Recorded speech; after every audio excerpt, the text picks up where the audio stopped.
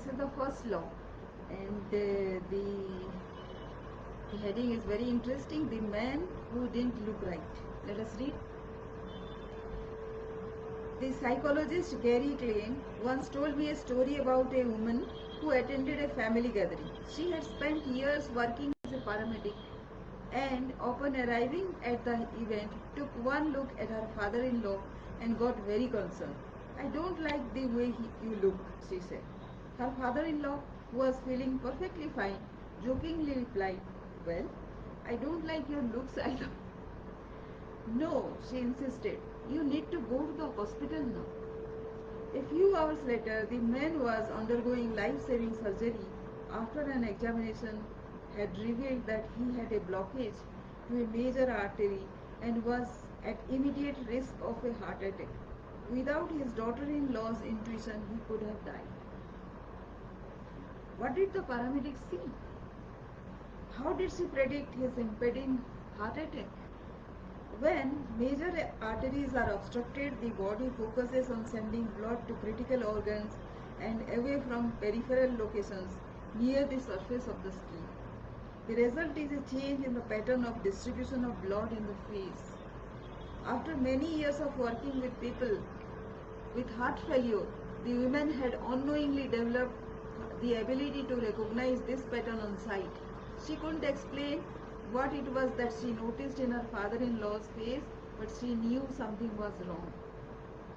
Similar stories exist in other fields. For example, military analysts can identify which blip on a radar screen is an enemy missile and which one is a plane from their own fleet, even though they are traveling at the same speed, flying at the same altitude, and look identical on radar on nearly every aspect. During the Gulf War, Lieutenant Commander Michael Riley saved an entire battleship when he ordered a missile shot down, despite the fact that it looked exactly like the battleship's own planes on radar. He made the right call, but even his superior officers couldn't explain how he did it. Museum creators have been known to discern the differences between an authentic piece of art and an expertly produced counterfeit, even though they can't tell you precisely which details tip them off.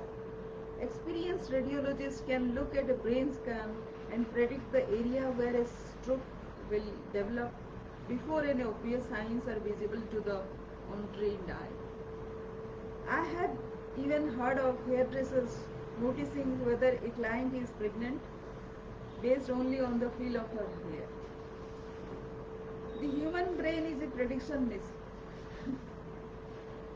It is continuously taking in your surroundings and analyzing the information it comes across. Whether you experience something repeatedly, like a paramedic seeing the face of a heart attack patient or a military analyst seeing a missile on a radar screen, your brain begins noticing what is important, sorting through the details and highlighting the relevant cues, and cataloging the information for future use.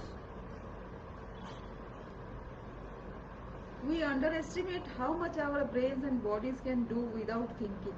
You do not tell your hair to grow, your heart to pump, your lungs to breathe, or your stomach to digest.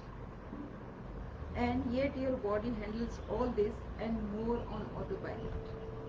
You are much more than a conscious self. Consider hunger. How do you know when you are hungry? You don't necessarily have to see a cookie on the counter to realize that it is time to eat. Appetite and hunger are governed non-consciously. Your body has a variety of feedback loops and gradually alert when it is time to eat again, and that track what is going on around you and within you. This is one of the most surprising insights about our habits. You don't need to be aware of the cue for a habit to begin. You can notice an opportunity and take action without dedicating conscious attention to it. This is what makes habits useful. It is also makes them dangerous. as habits form, your actions come under the direction of your automatic and unconscious mind. You fall into old patterns before you realize what is happening. Unless someone points it out, you may not notice that you cover your mouth with your hand whenever you laugh, that you apologize before asking a question, or that you have a habit of finishing other people's sentences. And the more you repeat these patterns, the less likely you become to question what you are doing and why you are doing it.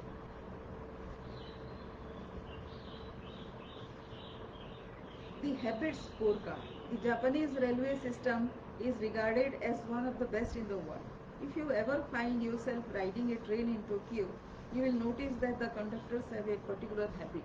At each operator runs the train, they proceed through a ritual of pointing at different objects and calling out commands. When the train approaches a signal, the operator will point at it and say, "Signal it green." As the train pulls into and out of each station, the operator will point at the speedometer and call out the exact speed. When it is time to leave, the operator will point at the timetable and state the time. Out on the platform, other employees are performing similar actions. Before each train departs, staff members will point along the edge of the platform and declare, "All clear." Every detail is identified, pointed at, and named aloud. This process, known as pointing and calling, is a safety system designed to reduce mistakes. It seems silly, but it works incredibly well. The MTA subway station in New York City adopted a modified version of this point only, and within 2 years of implementation, incidents of incorrectly berthed subways fell by 57%. Pointing and calling is so effective because it raises the level of awareness from a non-conscious habit to a more conscious level.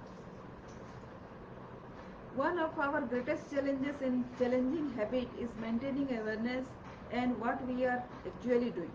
This helps why the consequences of bad habits can sneak up on us. We need a point and call system for our personal lives. That is the origin of the habit scorecard, which is a simple exercise you can use to become more aware of your behavior. To create your own, make a list of your daily habits. Here is a sample of where your list might start.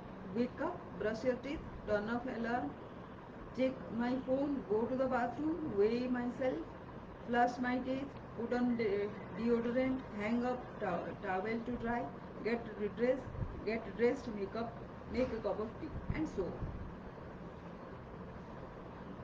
Scoring your habits can be a bit more complex for another reason as well. The labels good habit and bad habit are slightly inaccurate. There are no good habits or bad habits. There are only effective habits. That is, effective of solving problems. If you are still having trouble determining how to rate a particular habit, here is a question I like to use. Does this behavior help me become the type of person I wish to be? Does this habit cast a vote for or against my desired identity? Habits and reinforce your desired identity are usually good. Habits that conflict with your desired identity are usually bad. As you create your habit scorecard, there is no need to change anything at first. If you eat a chocolate